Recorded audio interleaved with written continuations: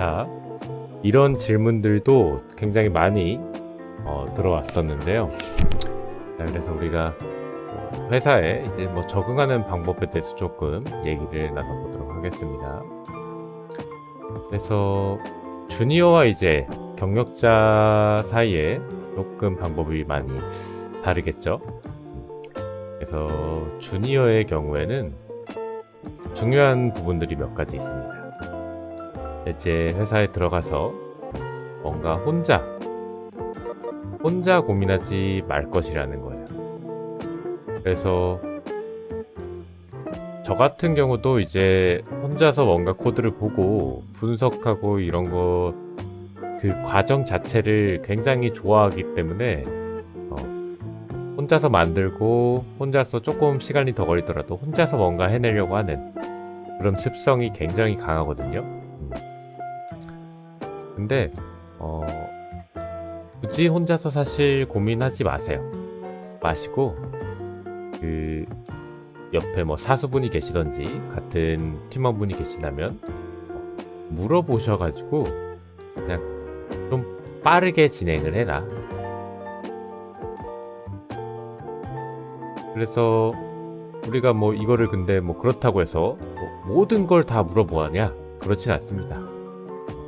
그래서 질문을 하실 때는 예를 들어 회사 내 문서나 자료 같은 거 한번 먼저 찾아보고 그래도 이해가 안 된다면 질문을 하고 그리고 먼저 물어보기 전에 내가 뭘 물어보아야 될지 그리고 어떤 것에 대해서 모르고 있는지 이런 부분들을 먼저 파악하신 후에 구체적으로 질문을 하시면 좋습니다. 그리고 그래서 핵심은 요거예요. 끙끙대지 말자라는 거예요. 이게 사실 되게 그 개발에 있어서 마약 같은 건데 끙끙대면 사실 시간 쏟고 쓰면 됩니다. 그러면 그걸 했을 때 쾌감이 있죠. 우리 개발자들은 뭔가 되게 끙끙대서 하나를 해결했을 때 그래도 물어보셔야 됩니다. 물어보셔서 내가 사실 약간의 팁이지만 어느 정도 파악이 됐어요. 한 80% 파악이 됐다. 그래도 물어보자. 그래도 물어보고 이야기를 자주 나눠보자라는 거예요. 왜?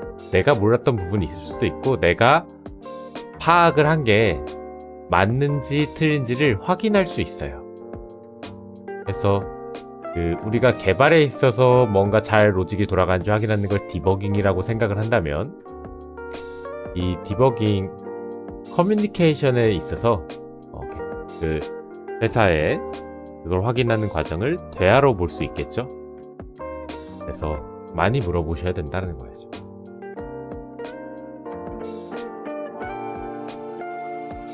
그리고 뭐 마찬가지지만 내가 일하고 있는 이 과정이나 이런 것들을 좀 자주 이야기를 계속 나누셔야 해요. 보고를 하라는 게 꼭 무작정 이렇게 했습니다 이런 얘기가 아니라 지금 한 요 정도 진행이 됐는데 이렇게 하는 게 맞냐, 아니면 내가 작업한 것들 한번 이렇게 뭐 스샷이라도 찍어서 뭐 이렇게 톡방이나 뭐 그런 데로 한번 얘기 나눠볼 수도 있고 또 이런 과정들을 겪으면 좋아요. 좋고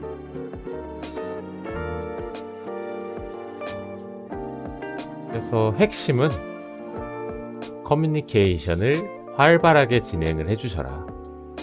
그렇게 되면 신입으로서 이제 아주 훌륭한 개발자가 될 거고요. 사실 저도 아직도 이게 제일 어렵습니다.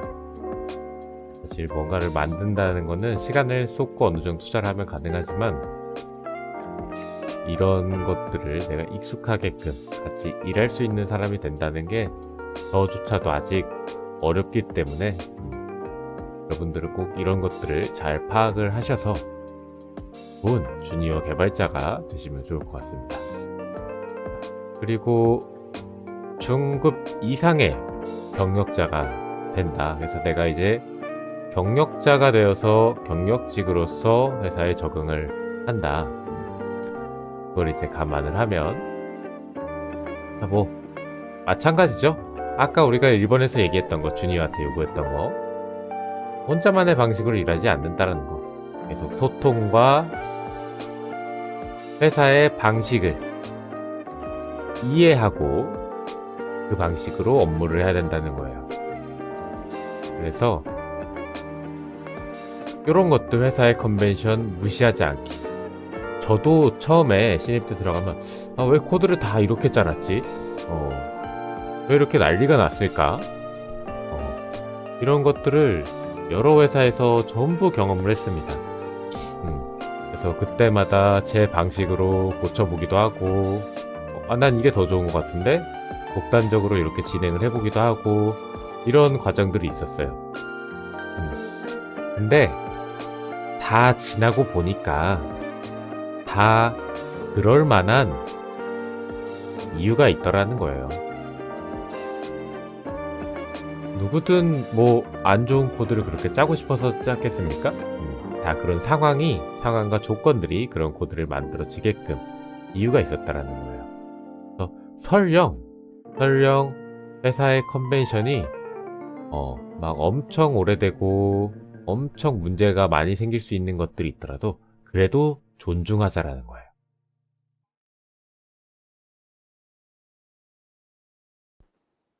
그래서 존중하시면 됩니다. 존중하고 이해하시면 된다. 그래서 회사의 코드, 문서, 컨벤션을 최대한 이해하려고 노력하셔야 돼요. 그래서 같이 작업하시는 팀의 스타일, 의존성, 그리고 뭐 등등등을 꼼꼼히 살펴보시고 필요한 경우 이제 또 대화를 통해서 가이드를 요청하시면 되죠. 그래서 개인적으로 나 이전 회사에서는 이렇게 일했어. 그래서 이런 스타일로 증인을 하시지 마시고 꼭 이 체계를 무시하지 마시고 적응해 나가서 내가 딱 이 팀이라는 이 커다란 아파트 사이에 딱 들어갈 수 있는 주문이 될 수 있는 그런 느낌이 약간은 필요합니다. 자, 그렇게 해서 하지만 이게 뭐 굉장히 잘못 설계된 걸 수 있어요. 기둥이 뭐 밑에 2개밖에 없다던가. 그럴 때 이제 변화를 우리가 사서히 줘야겠죠. 근데 변화는 천천히 주시면 됩니다. 천천히. 시간을 좀 잡고 내가 좀 적응이 되고 이 시스템에 대해서 파악이 됐을 때 일단은 기존의 방식이 잘못되더라도 따라주시면서 변화를 천천히 만들어 나가시면 됩니다. 그래서 일부가 되시는 게 제일 중요해요. 팀의 일부가 되어서 신뢰를 쌓는 것이 중요합니다. 사실 아직도 저도 이게 어려워요.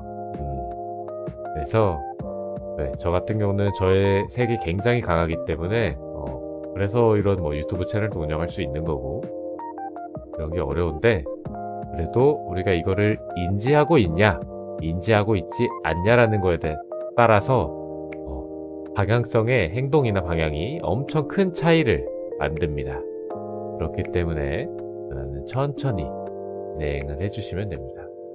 그리고 뭐 마찬가지죠. 피드백을 저기서 요구하는 것들이나 피드백을 빠르게 받아서 내가 이 회사 업무에 빠르게 적응하고 있다 라는 것들을 진행을 해주시면 되죠. 그래서 뭐 처음에 회사 들어가시면 그 뭐 소스 코드를 보셔도 되고 문서로 정리가 돼 있는 경우도 많죠. 그래서 문서 그리고 코드 베이스 그리고 뭐 하다못해 파악할 게 없다 회사가 너무 문서나 이런 것도 정리가 안 돼 있어서 메신저 기록이라도 좀 파악을 하셔가지고 자세히 검토를 하시면 좋습니다. 그래서 팀에 맞춰서 작업을 해주시고 항상 제일 중요한 거는 소통과 경청이죠. 그래서 이런 식으로 진행을 해주시면 경력직을 여러분들이 이직을 하시거나 취업을 하셨을 때나 그리고 신입으로서 이직을 하시고 취업을 하셨을 때나 회사에 잘 적응하셔서 한 구성원으로서 개인의 몫을 똑똑히 잘 하실 수 있을 거라고 봅니다.